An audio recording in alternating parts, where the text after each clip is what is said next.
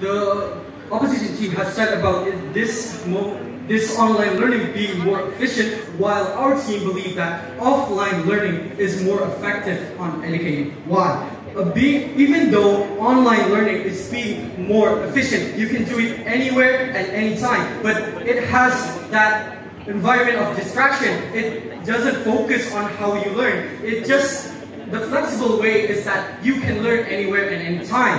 And by that, what I mean is that when you are doing this not at school, you don't have the teachers who supervise you at real time, who don't know what is your real problem on the subject that is being taught by the teacher. And with that, even though it's flexible, it does not show that it's only being good. It only has the bad effect on it, like being more distracted in the place that you learn without.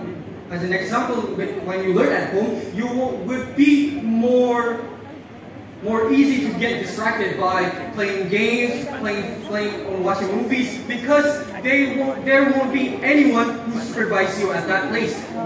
And this is the bad effect of offline learning.